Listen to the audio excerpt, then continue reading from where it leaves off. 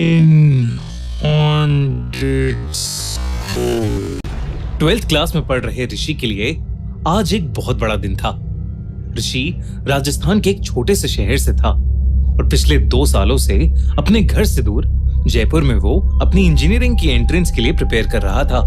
आज उसका entrance exam था और वो ऑलरेडी बहुत लेट हो चुका था क्योंकि एग्जाम सेंटर भी दूर था। तो ऋषि बिना देरी करते हुए सेंटर पहुंचने के लिए अपनी बाइक फुल स्पीड पर चला रहा था। जैसे जैसे शहर पीछे छूटता गया, रास्ता और ज्यादा सुनसान होता गया। उसका एग्जाम सेंटर था राजामल सीनियर सेकेंडरी स्कूल। जैसे ही ऋषि को स्कूल की बिल्डिंग दिखाई दी, उसके दिल की धड़कनें तेज हो गईं। ऋषि ने अपनी रिस्ट वॉच में टाइम देखा तो ऑलरेडी एग्जाम स्टार्ट हुए 5 मिनट बीत चुके थे। उसने जल्दी से स्कूल के बाहर बाइक खड़ी की और गार्ड से अंदर जाने की भीख मांगने लगा, लेकिन वो गार्ड बस मुस्कुराया और उसने उसको आसानी से अंदर जाने दिया। अंदर जाते हुए जब ऋषि ने उसके चेहरे की तरफ देखा तो एक अजीब सी चमक उसकी आंखों में थी, जैसे कोई सालों बाद वहां आया हो। स्कूल के हॉलवे में सब कुछ नॉर्मल लग रहा था। एक बड़ा सा कॉरिडोर और क्लासरूम जिनके डोर्स खुले हुए थे और सारे स्टूडेंट्स पहले से ही क्लासरूम में थे और उन्होंने अपना एग्जाम लिखना स्टार्ट कर दिया था। ऋषि भी भागकर अपने एग्जाम हॉल में गया। उसे पेपर डिस्ट्रीब्यूट हुआ और वो जल्दी जल्दी अपने आंसर्स लिखने लगा। पहले 30 मिनट सब कुछ बिल्कुल नॉर्मल रहा।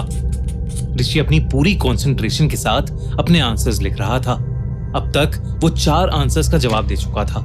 गाड़ी में 10:35 हो गए थे।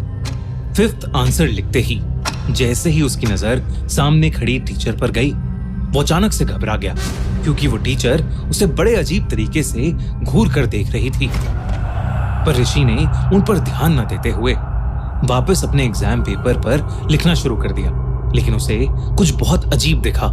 उसने देखा कि अभी अभी जो 5th क्वेश्चन का आंसर उसने लिखा था वो आंसर शीट पर था ही नहीं। आंसर शीट में अभी भी आंसर नंबर 4 ही था, उसके आगे कुछ नहीं। ऋषि को कुछ समझ नहीं आया। उसने टाइम देखा तो घड़ी अभी भी 10:35 दिखा रही थी। 10 मिनट पहले भी यही टाइम था जब उसने आंसर नंबर 4 लिखा था। तभी ऋषि ने महसूस किया कि एग्जाम हॉल के स्टूडेंट्स अजीब बिहेव कर रहे थे। सब बिल्कुल चुप, बिना एक भी आवाज के लिख रहे थे। तभी एक लड़का जोर से अपनी उंगली डेस्क पर घिसने लगा। अपनी उंगली घिसते हुए उसका एक नाखून निकल गया, पर वो तब भी नहीं रुका। ये देखकर ऋषि को कुछ समझ नहीं आ रहा था, क्योंकि जहां वो लड़का रुक ही नहीं रहा था, वहीं बाकी सब, यहां तक कि एग्जाम टीचर भी उस लड़के की तरफ नहीं देख रही थी। तभी ऋषि को एक कोने से एक और आवाज आई। उसने मुड़कर देखा तो एक लड़की बिना रुके पागलों की तरह अपने एग्जाम बोर्ड को अपने सर पर मार रही थी। वहीं एक लड़का अपने पेन से अपने हाथ को चुभाए जा रहा था। एक और लड़की जोर से रोने लगी और वो अपने बाल अपने मुंह में डालकर चबाने लगी। ये सब देखकर ऋषि ने उस टीचर को आवाज लगाई, लेकिन वो टीचर वहां खड़ी बड़ी अजीब तरीके से बस मुस्कुराए जा रही थी। ऋषि को कुछ समझ नहीं आ रहा था कि उस एग्जाम हॉल में चल क्या रहा है। अचानक उस एग्जाम हॉल में कहीं से धुआं आने लगा। ऐसा लग रहा था जैसे किसी के सड़ते हुए मांस की बू हो। ऋषि ने जब धुएं की तरफ देखा तो उसे दिखा कि एक लड़की की शर्ट जल रही है। देखते ही देखते एक और लड़का अचानक से चिल्लाते हुए अपने हाथों से अपने आप को पागलों की तरह नोचने लगा, जैसे वो जल रहा हो। जिसके बाद वो रोते हुए चीखने लगा, मुझे यहां से निकलने दो।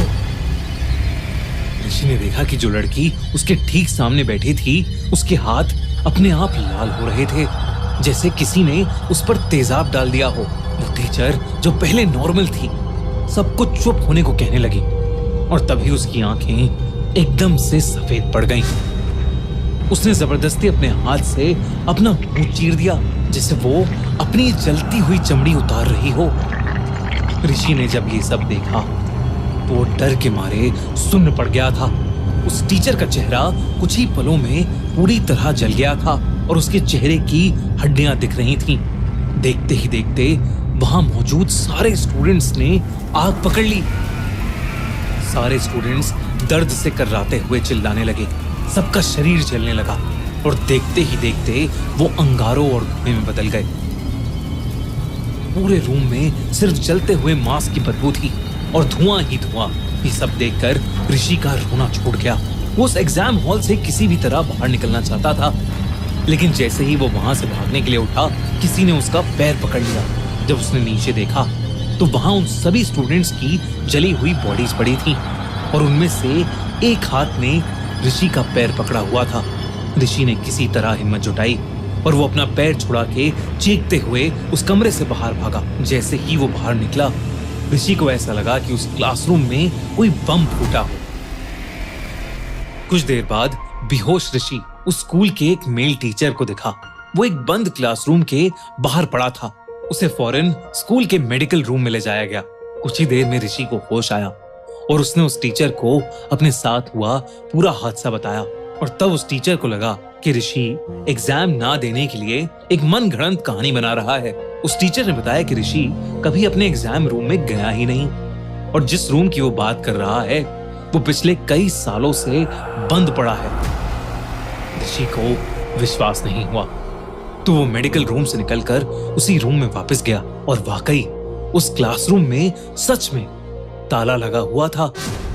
ऋषि को लगा कि उसने शायद कोई बुरा सपना देखा है और वो मायूस होकर स्कूल से बाहर निकल ही रहा था कि उस स्कूल गार्ड ने उसे कुछ ऐसा बताया जिसे सुनकर ऋषि के होश उड़ गए।